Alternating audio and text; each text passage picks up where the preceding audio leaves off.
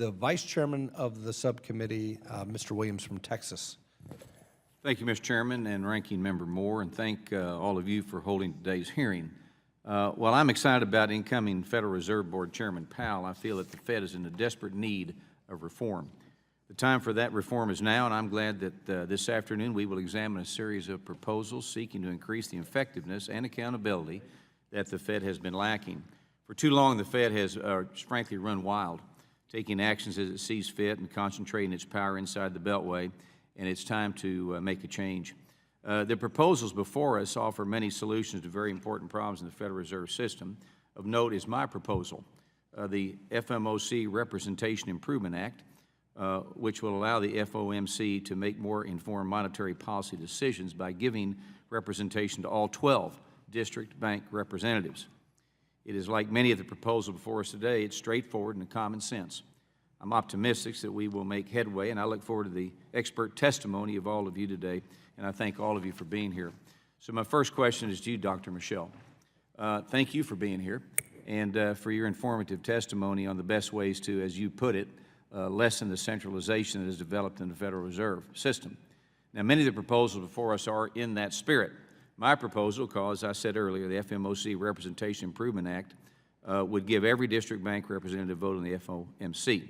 So do you feel that this policy will lessen the centralization in the Federal Reserve System? Oh, absolutely. Yes. Okay. Second, I would like to ask you also that about the proposal to restore Class A director voting rights in the selection of district bank presidents. I agree with your testimony that Section 1107 of Dodd-Frank, which took voting rights away from Class A directors, served only to increase the board's political influence over district banks.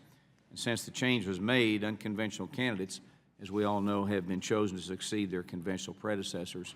So what is the danger in Section 1107 of Dodd-Frank if Congress does not successfully restore voting rights to Class A directors in the district bank president selection process? And secondly, will this proposal successfully restore the former balance? So I do think 1107 actually was a solution in search of a problem. And yes, I do think restoring it is the right way to go.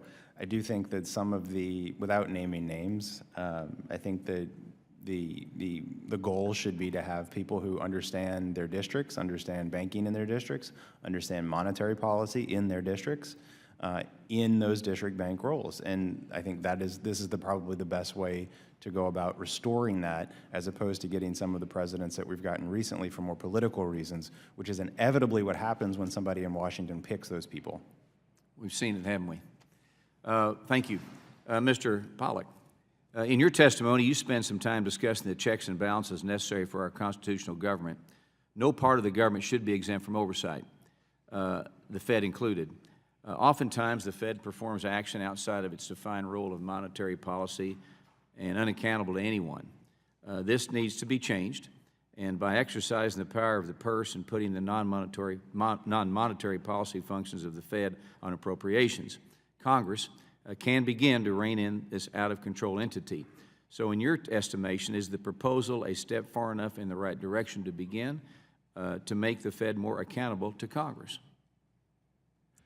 Congressman, in my opinion, it is a definite step in the right direction, but more accountability would be desirable.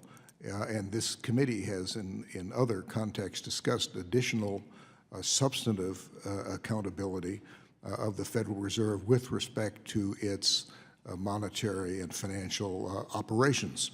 I think that's a good idea.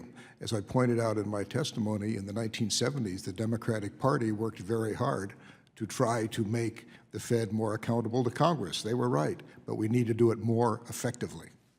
One more question to you, Mr. Pollack, in my remaining time. When dealing with uncertainty of the economic and financial future, you also stated in your testimony that the promotion of intellectual diversification within the organization is important. One of the proposals before us provides for at least 2 staff members to advise each member of the Board of Governors, independent of the chairman's influence. It seems to me that the Fed governors ought to have access to unbiased advice if they are to make the proper and sound decisions. So do you feel that the board has at times fallen prey to what I would call groupthink? And would this proposal help to promote the intellectual diversification that you feel is so important in dealing with uncertainty? I think it definitely would, and I think a problem recognized by people who are governors other than the chairman is this fact that the staff always devotes itself to the chairman and the dominant agenda, and this would be a very good proposal, as I said in my written testimony. Thank you for testifying.